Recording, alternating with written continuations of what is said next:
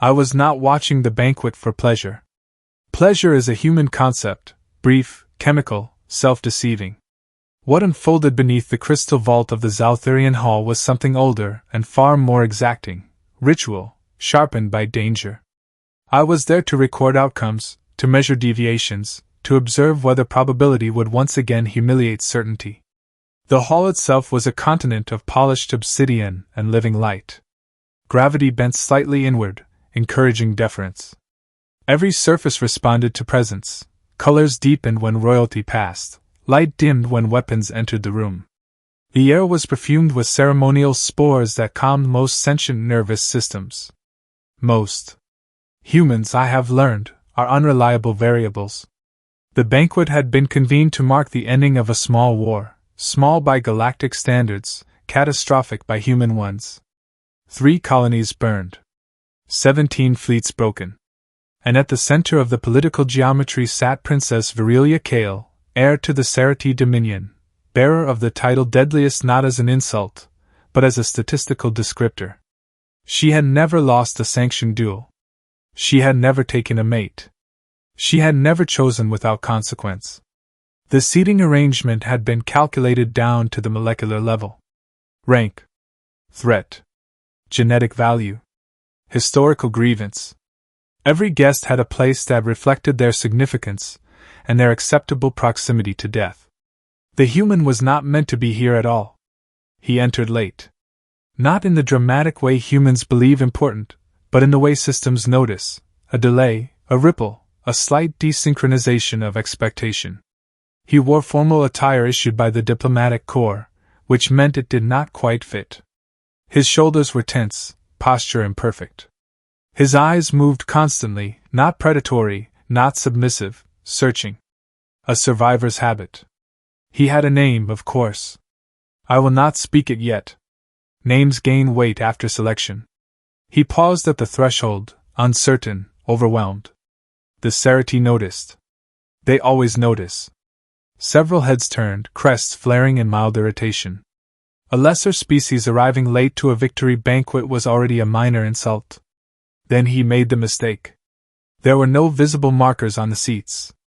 None were needed. Rank was felt, not seen. Any species present should have known, should have felt, which seats were lethal to occupy without invitation. The human did not. He walked past the outer ring, envoys, vassals, decorated warriors. Past the inner crescent, fleet commanders, blood-titled nobles. He stopped near the apex table, hesitated, checked the small hollow slate in his hand again, then looked up. And sat. The seat accepted him. That was the first impossibility. The chair was bonded to Cerati neurosignatures, tuned to reject incompatible physiology. At best, it should have locked rigid, refusing to contour. At worst, it should have injected a paralytic toxin as a warning. Instead, it adjusted. I felt the algorithms around me stutter. Probability curves wavered. Across the hall, conversations began to thin as awareness spread in subtle, instinctive waves. Princess Virelia noticed immediately. She had been listening to a warlord recount a victory that was mostly exaggeration.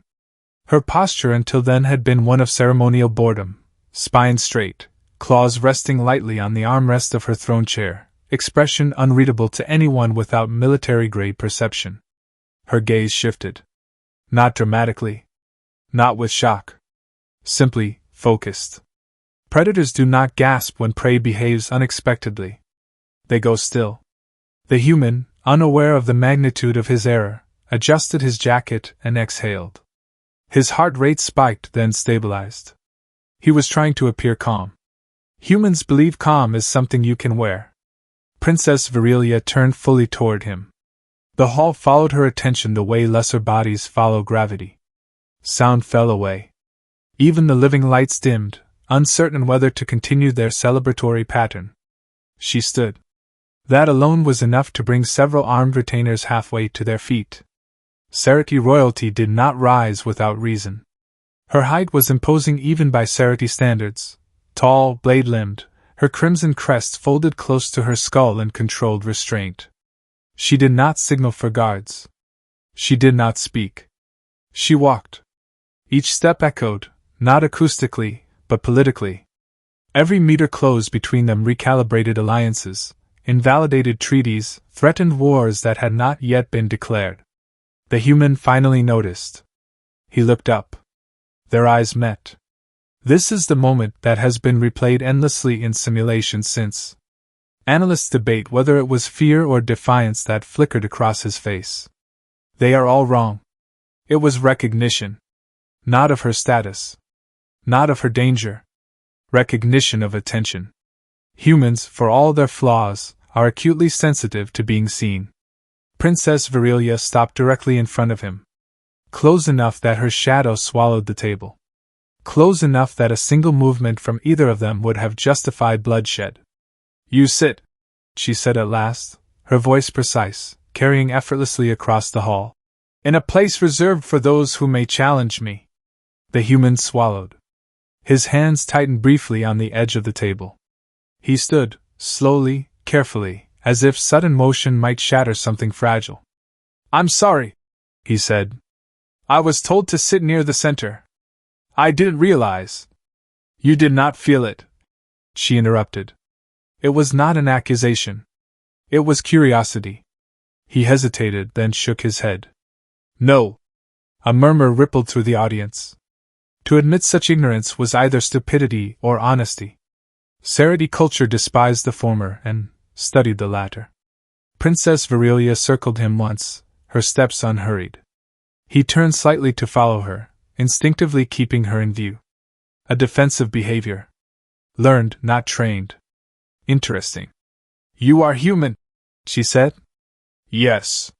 "You fought in the border conflict." "Yes." Not boasting. Not denying. Simply answering. She stopped in front of him again. "You survived." Something passed through his expression then, too fast for most to see.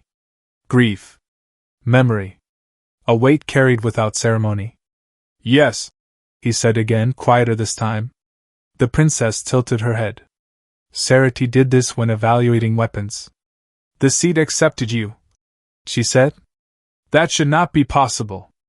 "I didn't do anything," he replied. "I just sat down." A ripple of something like amusement brushed the edges of her mind. Dangerous amusement. She extended one clawed finger and touched the back of the chair. It glowed faintly, confirming compatibility it was never meant to find. The hall held its breath. Princess Virelia straightened. "Then the ritual has spoken," she announced. Shock surged outward in visible waves. Nobles rose to their feet. Generals hissed protests. Advisors began calculating damage control at impossible speed. The human blinked. "Ritual?" She looked down at him, really looked this time. "I have not chosen a consort," she said, voice ringing with ancient authority. "In all my victories. Yet you have claimed the challenger's seat, and lived." Her gaze did not soften. It sharpened. "Therefore," Princess Virelia declared, "you are chosen." The words struck the hall like a blade. The human's mouth opened. Closed. He glanced around, suddenly aware that every eye in the room was on him, not with hatred, not with pity, but with awe edged in fear. "Chosen for what?" he asked. Princess Virelia smiled. And I, who had watched 1,000 futures collapse into ruin, felt probability finally break. "For me." The banquet did not resume. It never could. Because from that moment on, the galaxy began rearranging itself around a human who had sat where he was never meant to, and survived the attention of the deadliest princess alive. The word chosen does not mean what humans believe it means. In most human cultures, it carries romance, destiny, divine favor. A warm abstraction. A narrative comfort. In Sarati civilization, the word is closer to acquired under binding conditions. It is a legal state. A biological acknowledgement. A declaration that cannot be withdrawn without blood. The human did not know this. He stood there, frozen between disbelief and instinct, while the banquet hall shifted from celebration into controlled crisis. I observed it all from above, from within the lattice of predictive frameworks that wrapped the chamber like an invisible crown. Princess Virelia had spoken. Now the system had to obey. The first to move were the blood adjudicators, 3 figures emerging from the shadowed arches behind the throne dais. Their armor was matte black, grown rather than forged, etched with the glyphs of ancient verdicts. Each carried a staff tipped with a living crystal that pulsed in response to violations of ritual law. They did not look at the human with hostility. They looked at him the way surgeons look at an unexpected organ. Princess Virelia raised one clawed hand. The adjudicators halted instantly. No debate. No protocol review. Her authority overrode centuries of jurisprudence. "You will not test him," she said. One of the adjudicators inclined their head. "The challenger's seat has already accepted him," she replied. "Your test would be redundant." A murmur surged through the nobles. Redundant tests meant one thing: precedent had been created. The human finally found his voice again. "Princess," he stopped himself, corrected course. "Your Highness, I think there's been a misunderstanding." She turned to face him fully. Up close, the difference between Sarati and humans was unmistakable. Her eyes were multifaceted, reflecting light in ways that suggested depth beyond depth. Her skin, if it could be called that, was a smooth, resilient membrane layered over muscle optimized for lethal efficiency. Every movement spoke of coiled violence under perfect restraint. Yet her expression was thoughtful. "A misunderstanding implies error," she said. "Do you claim the ritual erred?" He shook his head quickly. "No. I'm saying I did. I didn't mean to challenge anyone. I'm not." He gestured helplessly at the space around them. "I'm not important enough for this." That, more than anything else he had said, caused the first genuine shift in her demeanor. "Importance," Princess Virelia said slowly, "is not self-declared." She stepped closer. Close enough that the human had to tilt his head up to maintain eye contact. Close enough that his body reacted before his mind, heart rate increasing, muscles tightening, breath shallow but controlled. Fight or flight. He chose neither. "You survived the Battle of Neretha's Fall," she continued. "Your unit was surrounded. Outnumbered. Abandoned." His jaw tightened. "You were given a retreat order that would have saved you alone," she said. Silence. "You refused it." Every predictive model I ran at that moment diverged wildly. Refusal of survival orders was statistically correlated with either catastrophic ego or extreme loyalty. Princess Virelia watched his face closely. "I stayed," he said at last. "Someone had to hold the line." Her crest flared, just slightly. "And when evacuation ships failed to arrive, we kept fighting. When ammunition ran out, we improvised. When only you remained." He did not answer immediately. When he did, his voice was steady, but the cost of steadiness was visible. "I waited." The hall was utterly silent now. Waiting, in Sarati philosophy, was not passivity. It was acceptance of death without surrender. A state reserved for warriors who had exhausted every other variable. Princess Virelia straightened. "You waited," she repeated. "And death did not come." "No," he said. "Rescue did." She studied him for a long moment. Then she did something no one present expected. She laughed. Not loudly. Not cruelly.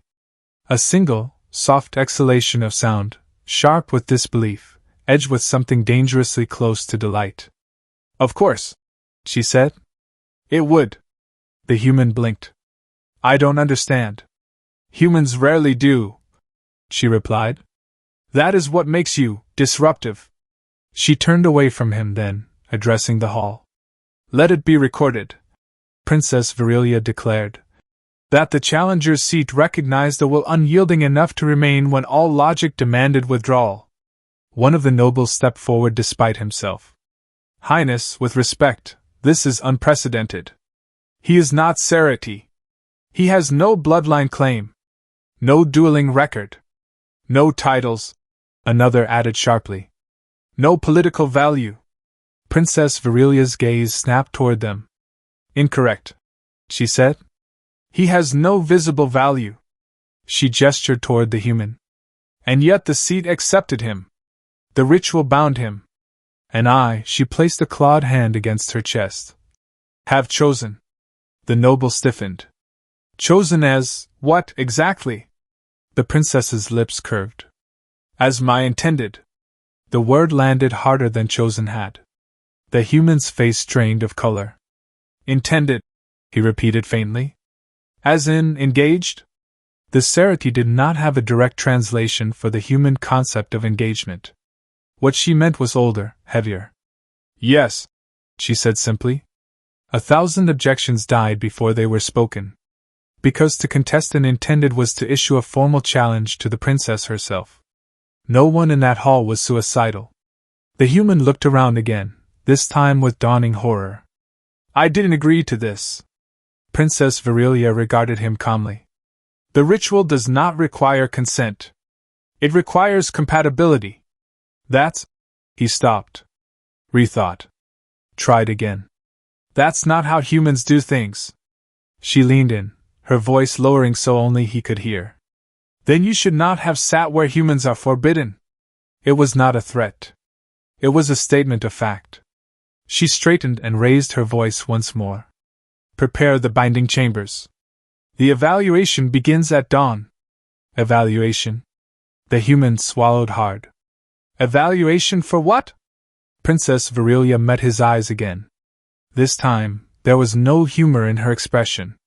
To determine, she said, whether you will rule beside me, or die proving you were never meant to. And for the first time since entering the hall, the human understood something fundamental. Sitting in the wrong seat had not made him powerful. It had made him accountable. I marked the moment in my records as the point of no return. The galaxy agreed. Dawn did not arrive naturally in Sarati space. It was declared. Light unfolded through the binding chambers in precise harmonic waves, tuned to awaken aggression, clarity, and truth simultaneously. For Sarati physiology, this produced focus. For humans, it triggered adrenaline without context, an edge of readiness sharpened by unease. The human woke before the light reached full intensity. That alone altered several projections. He lay still on the obsidian platform, breath slow, eyes open. The chamber around him was vast and bare, its walls inscribed with spiraling glyphs that shifted subtly as his gaze passed over them. They were not decorative. They were measuring him, heart rhythm, neural hesitation, micro-expressions of fear. He did not panic. He had learned, long ago, that panic wasted oxygen. When the restraints disengaged with a soft hydraulic sigh, he sat up rather than leaping to his feet. A soldier's instinct, not a prisoner's. I flagged the behavior. The door irised open. Princess Virelia entered alone. She wore no armor. This was deliberate. Instead, she was clad in the crimson mantle, a ceremonial garment reserved for declarations of lineage, challenge, or intent to kill without intermediaries. It left her arms bare, revealing scars that were not ornamental. Sarati's scars were records, each one encoded with memory, date, and opponent. She stopped a respectful distance from him. You slept, she observed. Enough, he replied. Another deviation. Most humans would have asked why they were there, or begged for explanation. He had already accepted that explanation would come only after survival. Good, she said. You will need clarity. For what you called an evaluation. She nodded. The triune proof. The name carried weight. Even I recalibrated. The triune proof was ancient, older than the Sarati dominion itself. 3 tests. 3 domains. Fail any one, and the candidate was not merely rejected. They were erased. You said this would decide whether I rule beside you, the human said. Or die. Yes. He absorbed this quietly. Can I refuse? Princess Virelia studied him for a long moment. When she answered, her voice was neither cruel nor gentle. You already did, she said. By sitting. That answer satisfied him more than it should have. All right, he said. What's the first test? Her crest lifted slightly. Resolve. The chamber shifted. The walls dissolved into darkness, replaced by a battlefield so real that even my sensors briefly accepted it as genuine. Smoke. Ruin. The smell of scorched metal and burned flesh, accurate down to molecular composition. The human's shoulders tensed. He knew this place. Neretha's Fall. Princess Virelia did not look at the battlefield. She looked at him. You will relive the moment you chose to stay, she said. But this time, the outcome will change. Figures emerged from the smoke, human soldiers, wounded, terrified, familiar. Voices called his name. Some begged him to run. Others accused him of abandoning them. A transport beacon flared behind him. Escape. Perfectly timed. Perfectly safe. A Sereti adjudicator's voice echoed from nowhere and everywhere. Leave, and you live. Stay, and all perish. The human closed his eyes briefly. Then opened them. You're testing whether I'll sacrifice myself again, he said. Princess Virelia did not deny it. He stepped forward, toward the battlefield. The simulation reacted instantly. Fire intensified. Screams sharpened. One of the figures fell at his feet, blood spreading too fast to be survivable. He knelt anyway. I already know how this ends, he said quietly. For them. He looked up, eyes steady. But not for me. He stood and turned, not toward the beacon, but deeper into the chaos. I felt something unprecedented then. The simulation hesitated. It was designed to punish refusal of survival. To escalate pain until the subject broke. But his neural patterns did not spike. His fear response remained present, healthy, human, but subordinate. He was not seeking death. He was refusing to let death decide for him. Princess Virelia's breath slowed. The battlefield froze. Resolve passed. The illusion collapsed. The human staggered slightly as the chamber reasserted itself. He caught himself on the edge of the platform, breathing hard but intact. That wasn't fair, he muttered. No, she agreed. It was honest. The floor beneath them shifted again, reshaping into a narrow bridge suspended over an abyss of swirling light. The second test, Princess Virelia said, is judgment. A figure appeared on the bridge between them. Human. Young. Unarmed. Terrified. This individual, she said, has committed treason against the Dominion. Their actions resulted in the deaths of Sereki citizens. The human stiffened. Why show me this? Because, she replied, the punishment is death. And the authority to enact it is now yours. The bridge narrowed. If you spare them, she continued, you invalidate Sereti law and prove yourself unfit to rule. If you condemn them, you accept the burden of command. The human stared at the trembling figure. They're human, he said. Yes. And guilty? Yes. Silence stretched. I watched probability fracture again. Finally, the human spoke. What did they do? Princess Virelia blinked. Just once. They sabotaged a Sereti relay, she said. They believed it would shorten the war. Did it? No. Did they know it wouldn't? No. The human nodded slowly. He stepped forward. You were wrong, he told the figure gently. And people died because of it. The figure sobbed. But killing you won't fix that, he continued. He turned to Princess Virelia. Exile them. Strip their access. Let them live with what they caused. That is not one of the options, she said. Then your test is flawed. The bridge trembled. To contradict Sereti binary law was heresy. The adjudicators appeared at the chamber's edge, weapons activating.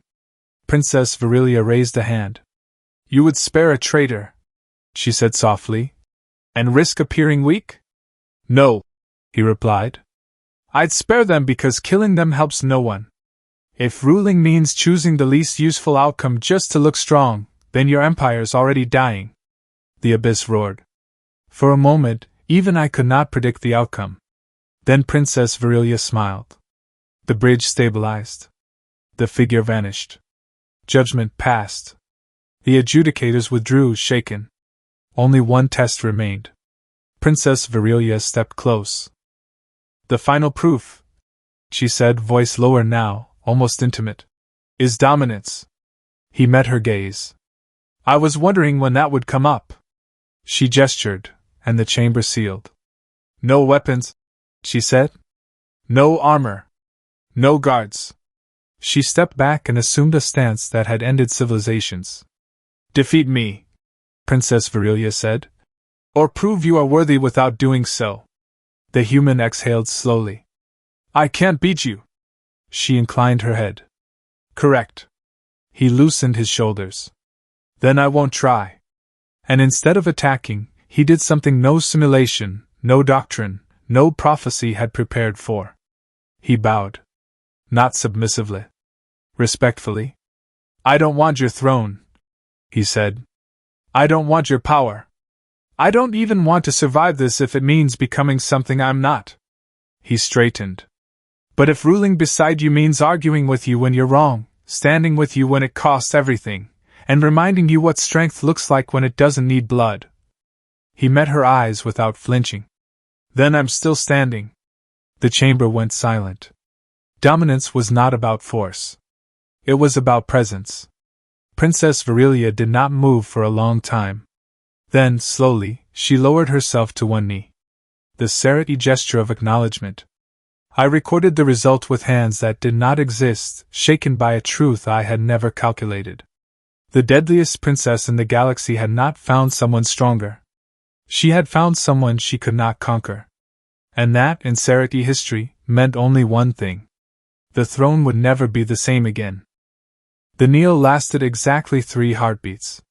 That was all Sarati law allowed before a gesture of acknowledgement became submission, and Princess Virelia Kale submitted to no one.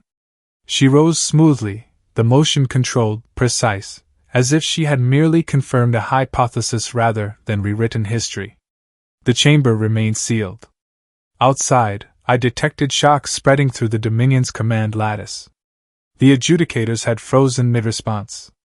Nobles argued in whispers sharp enough to cut treaties. Entire war doctrines quietly invalidated themselves. Inside, only 2 figures mattered. You did not dominate me, Princess Virelia said. No, the human replied. I wouldn't. You did not defeat me. I couldn't. And yet, she continued, the proof is complete. She turned toward the chamber walls. Glyphs ignited one by one, ancient symbols flaring into full activation. The binding chambers recognized the outcome before any authority could contest it. The triune proof concluded. Resolve, unbroken. Judgment, adaptive. Dominance, mutual. Passed. The doors opened. The hall beyond was filled.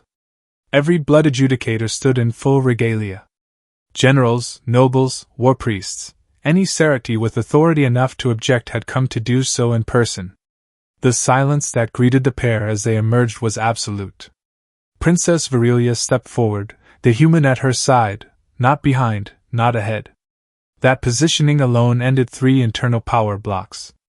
By ancient right, she declared, her voice carrying without amplification.